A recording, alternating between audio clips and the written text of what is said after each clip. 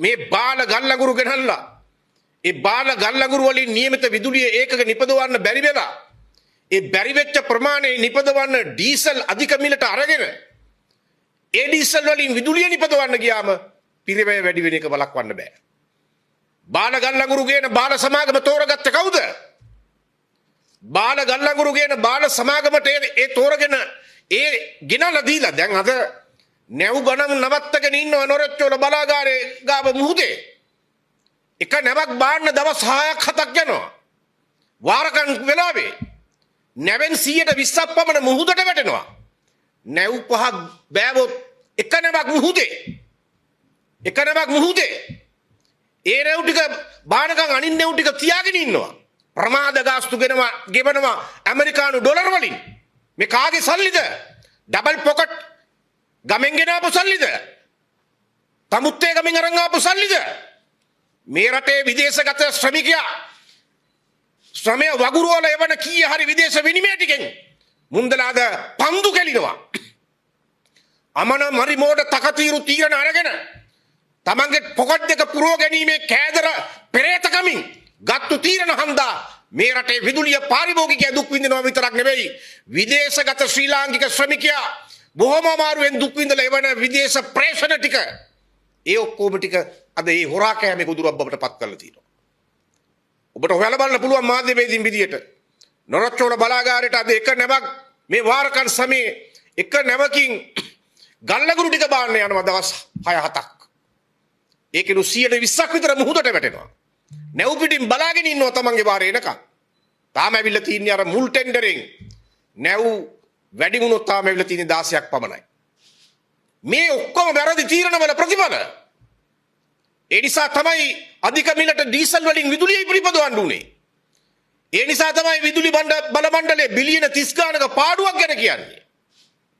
මෙහෙම මරිමෝඩ තකතිරු තීරණ අරගෙන ඒ වැරදි තීරණවල හොරා කන්න බලාගෙන ගත්තු තීරණවල බර අද මේ රටේ මධ්‍යම පන්තිය ඇතුළු සකල ජනයා මත පටෝමින් ඉන්නවා. ඒ විතරක් නෙවෙයි. එදා ත්‍රිකුණාමලයේ හදන්න ගිය සාම්පූර් විදුලි බලාගාරය නතර කළේ කවුද? ඒකට විරුද්ධව උද්ඝෝෂණ කළේ කවුද? ඩබල් පොකට්ලා නෙවෙයිද? සාම්පූර් විදුලි බලාගාරයට විරුද්ධව උසාවි ගියේ ඩබල් පොකට්ලා නෙවෙයිද?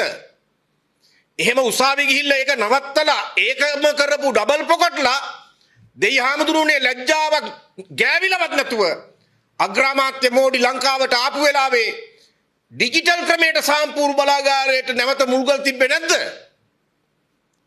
තමන්ම උසාවි ගිහිල්ලා තමන්ම පෙළපාලි ගිහිල්ලා තමන්ම බොරු කියලා තමන්ම විරෝධතා පවත්වලා නතර කරපු සාම්පූර් එකට දෛවයේ සරදම තමන්ම බලයට අවිල්ලා තමන්ගේම ඇඟිල්ලෙන් මෝඩි අගමැතිත් එක්ක ඔබනවා ඩිජිටල් මුල්ගල තියනවා ඇඟිල්ලෙන් ඔබ මෙන්න ඩබල් පොකට්ලගේ කෙරුවාව. එදා ඒ බලාගාරේ හදන්න දුන්නේ නැත්තේ මේගොල්ලෝ.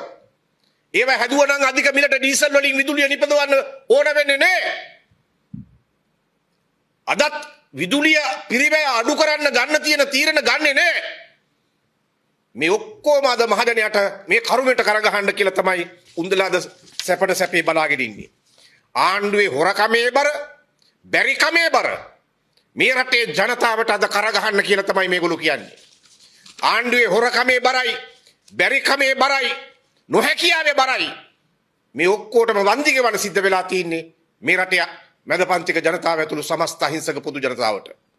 අද මේ වැඩි කරලා තියෙන විදුලිය බිලිය හැටියට ඒකක 180ට උඩින් තියෙනවා මේ රටේ සෑම ව්‍යාපාරයක්ම පාහේ. සෑම ආයතනයකම විදුලි බිල ඒකක 180ට වැඩි.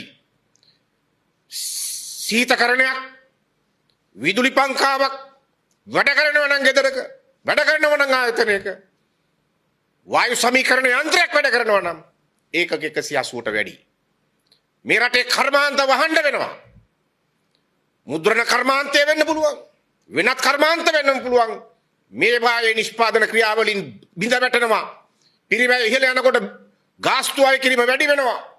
මිනිස්සු අතේ සල්ලි නැහැ. ව්‍යාපාර වැහෙනවා. ඒ ඇස්සේ කොරේ පිටට මරේ කියනවා වගේ රුපියල දවසින් දවස අස්ප වේගෙන් කඩා වැටෙමින් පවතිනවා. රුපියල බලා කියා ගන්නවත් අද මොකේක්වත් ඇත්තේ නැහැ. රුපියල බලා ගන්න දේ මහ බැංකුවේ ඉන්නේ උන්දලට ලක්ෂ ගණනින් පඩි ගෙවන්නේ. ඒකේ පියන්ටත් ලක්ෂයට වඩා වැඩිනේ පඩිය. රියුදුරටත් ලක්ෂ ගණනින්නේ පඩිය. අධිපතිට ලක්ෂ 70 100 ගණනින්නේ පඩිය. එච්චර පඩි ගෙවගව මේ මුන්දලව නඩත්තු කරන්නේ මොකටද? රුපියල බලා ගන්න. මුල්‍ය ආර්ථිකයේ පාලනය තියාගන්න. NDB බැංකුවෙන් බිලියන 13ක් හොරගම් කරනවා. මහ බැංකුවේ උන්දල බබාලා. ඩොලර් මිලියන් 2.5ක් වැරදි ගිණුමකට දානවා.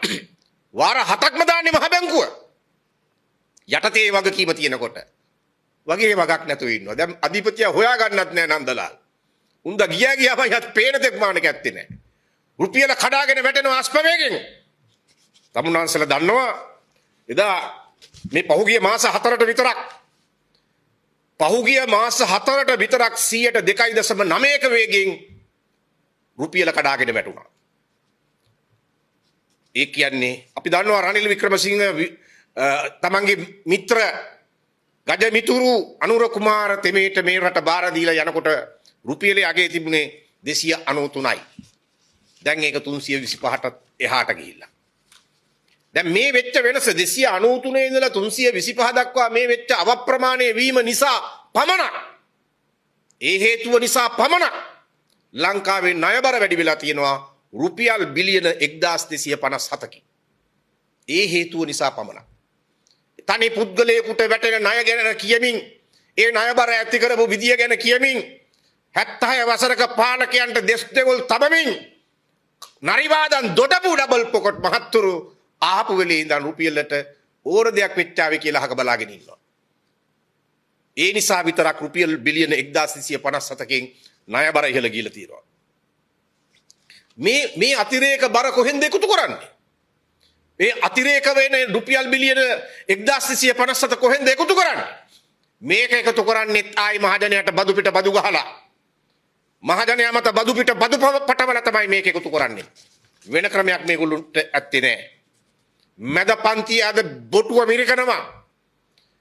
කාන්තාව ගියා 1 මිටට අඩු මිලට ජීවත් වෙන්න පුළුවන් පොටක් පාදලා දෙයි කියලා හිතාගෙන දැන් 1 මිටට කාන්තාව පෙළගස්වලා උගුරු දණ්ඩ මිරිකනවා.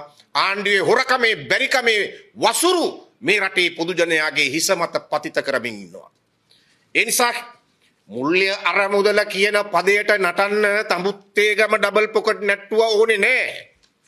මුල්‍ය අරමුදල කියන පදයට නටන්න මල්පාරේ නැට්ටුව ඊට වඩා හොඳට දන්නවා.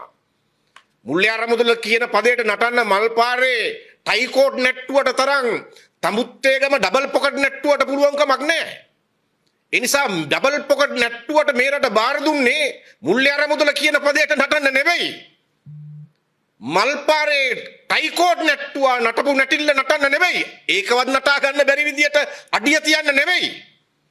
ඒ නිසා මේ කරන අපරාධය අද ආණ්ඩුවටම පිළිගන්න වෙලානේ.